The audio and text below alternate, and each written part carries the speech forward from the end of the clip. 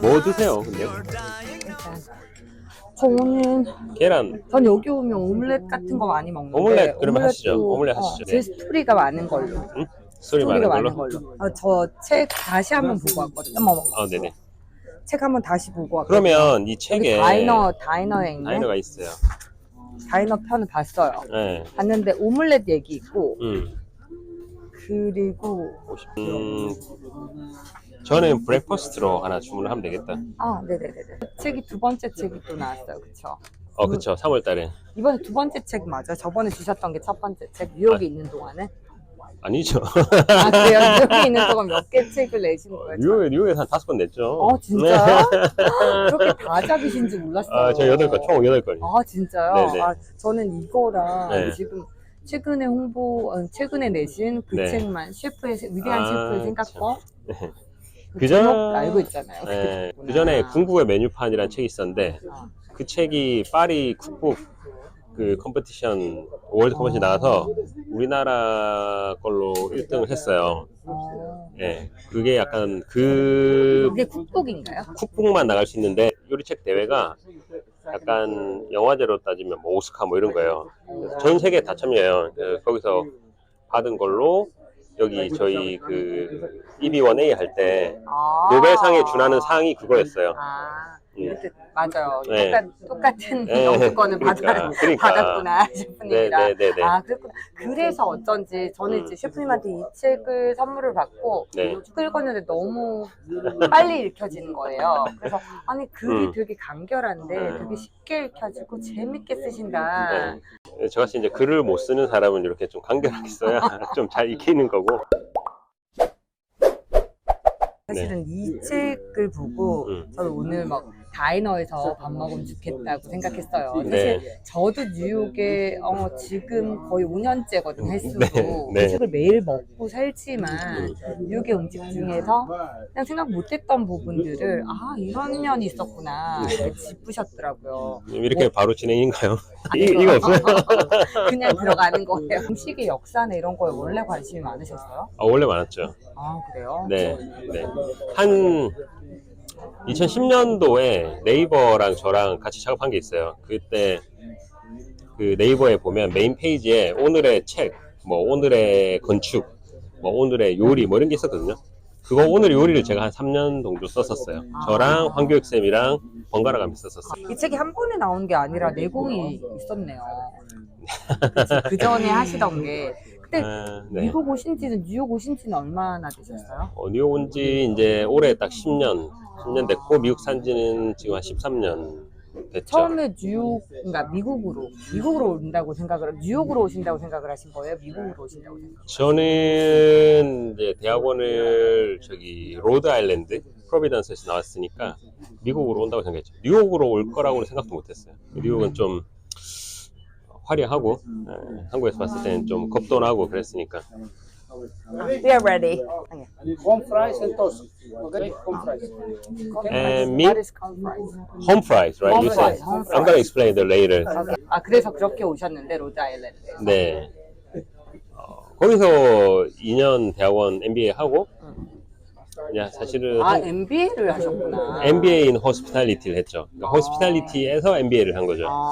예. 왜냐면 요리는 한국에서 충분히 했으니까 경영을 좀 하고 싶었거든요. 한국에서 요리 대학을 나오고 한국에서 힐튼 호텔에서 견습을 하고 모커엘 호텔에서 정직원이 되기 전에 계약직으로 좀 있다가 활동을 많이 했었죠.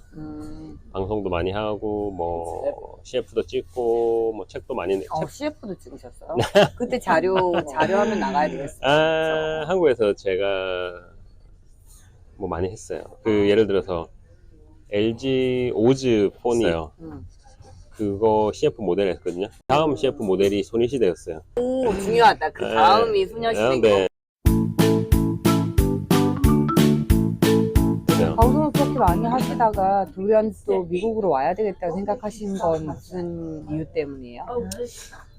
이제 그게 제가 29살에 이렇게 방송도 많이 하고 29살에 어리셨다. 책을 한 3권 세 권 썼었거든요. 집필하는 원고로만 저는 제 나이 또래에 대기업 다니는 직원들보다 더 많이 돈을 벌었고, 그러니까 방송 같은 거는 훨씬 더 돈을 많이 벌었으니까, 그러니까 약간 겁이 났어요. 예를 들면 지방에서 올라왔는데 제가 하고 싶은 대로 다 되는 거야. 이거 100% 이거 이렇게 가다가는 무너질 거라는 생각이 좀 들어가지고, 그래서 갑자기 위기감이 들었어요. 잘 나갈 때. 잘 나갈 때 좀 위기감이? 그런 생각이 들었어요. 왜냐면 제가 그때 연예인들하고 많이 지냈었는데 뭐 자기들도 이제 잘 나갔는데 일이 이렇게 계속 들어오는 건 아니라고. 그래서 사실 곰곰이 좀 생각을 해보니까 너무 쌓는 것 없이 그 사실 20대 말 30대 초가 중요한데 너무 제가 그때까지 조금 쌓아놓은 걸 계속 소비만 하고 있더라고요. 그래서 아 이건 안 될 것 같다. 그래서 방송도 계속 하고 있었거든요. Is it for you? Yeah, thank you. Wow, it looks great. Yes. 방송 하다가 하는 것도 중간에 다 접고 미국으로 오게 됐어요. 그래서 이제 다시 어떻게 말하면 바닥부터, 미국 아무도 없으니까 저는 뭐 친척 있는 것도 아니고 뭐 잘 될 때 뭔가 다른 도전을 해봐야 되겠다 이렇게 생각하는 게 쉽지가 않은데 또 그렇게 해서 오셨구나. 뉴욕에 오는 건 사실 좀 힘들었어요. 좀 저한테는 조금 버거웠어요. 왜냐면 제가 살던 로드 아일랜드는 그래도 그렇게 비싼 동네는 아니었거든요. 근데 뉴욕은 뭐 아시잖아요. 너무 비싸잖아, 모든 게. 물가 너무 비싸죠. 이게 정말 얼마 전에 기사식당 기사 놓은 거 네. 보셨어요? 뉴욕에 기사식당 오픈했는데 그거 얼마라 그러더라? 35불? 30뭐 몇 불 때.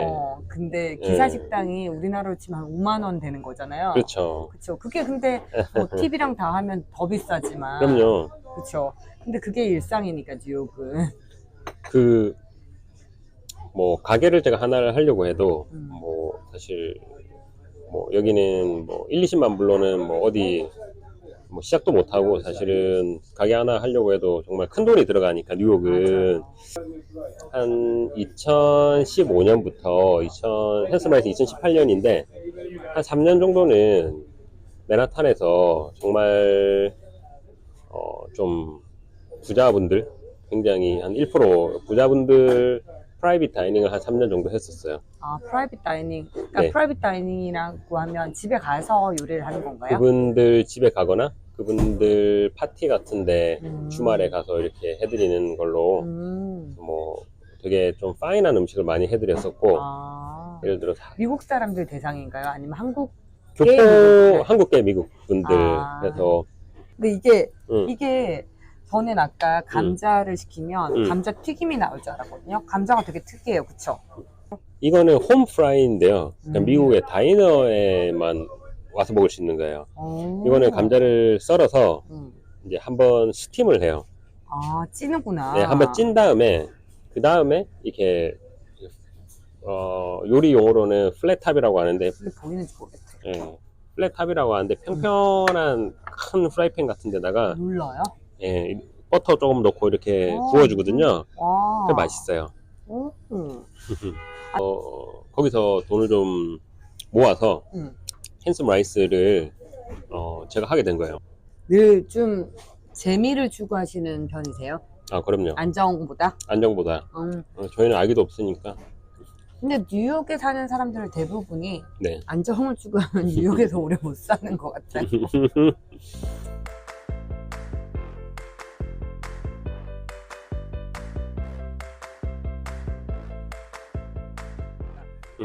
프라이빗 다이닝을 한 3년. 3년 정도 하시다가 그러면 거꾸로 뒤집어서 계속 1%의 사람들 만났으니까, 그러면 99%의 사람들 만나자. 도시락으로. 그래서 핸섬 라이스를 만들었던 거예요. 아, 진짜 뉴욕 여기 컨셉이랑 되게 잘 맞는 것 같아요. 그러니까 뉴욕에는 대부분의 가게들이 사실 이렇게 앉을 때가 별로고 빨리 먹고 빨리 나가잖아요. 특히 미드타운은 오피스가 워낙 많으니까. 그쵸? 전에 오픈할 때만 해도 코리안 런치박스 같은 게 없었잖아요, 거의. 그쵸? 그럼요. 예. 사람들이 다 의아해 했었어요. 특히 한국 음식으로 그렇게 하는 게. 그리고 제 클라이언트들은 다 떨어졌었어요. 제가 파인 다이닝, 프라이빗 다이닝 했던 분들은 다 떨어져 나갔어요. 그러니까 다 무시했어요. 왜 왜 저런 거 하냐. 예.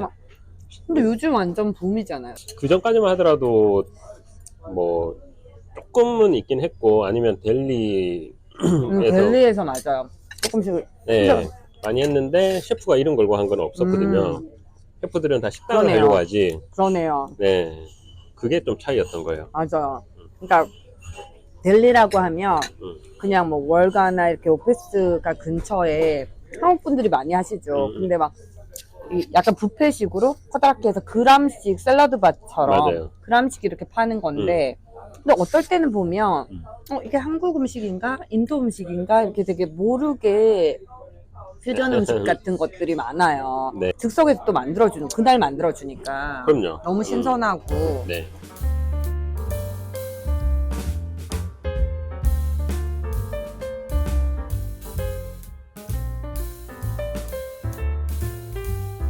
그 이름을 또 핸섬 라이스라고 하셨어요. 와이프가 마케팅을 했다고 했잖아요. 와이프가 지어줬어요. 그러니까 제가 학교 다닐 때도 그렇고 교수님들이 제 이름을 제대로 발음을 못하는 거예요. 한송. 한송을 못. 되게 예쁜 이름인데.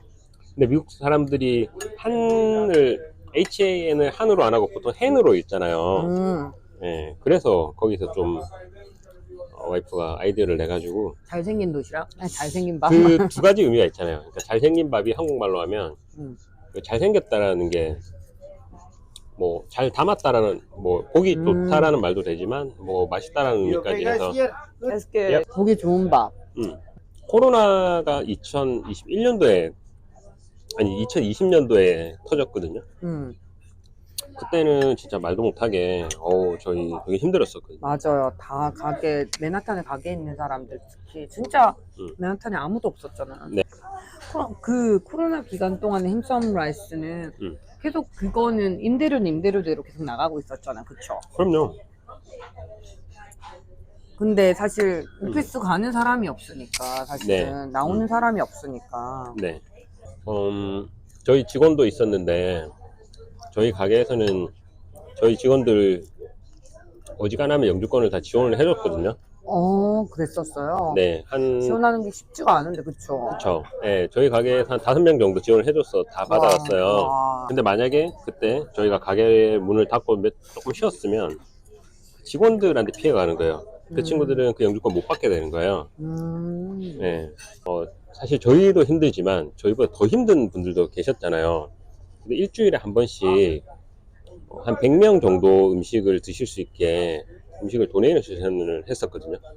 아니 본인들도 힘들다 그러면서 그걸 도네이션을 하셨어요? 네. 근데 그거 하면서 되게 좀 많이 밝아졌었어요. 뉴욕 NYPD가 저희 가게 앞에 차를 다 몰고 와서 다 자기 섹터의 거를 받아가는 거예요. 그래서 자기 섹터에 20개씩 이렇게 그러면 자기들도 그때 위험했으니까 그 자기 지역 지키면서 세이프티 체크도 되고 뭐 그렇게 스윗하다. 약간 선순환 됐었어요.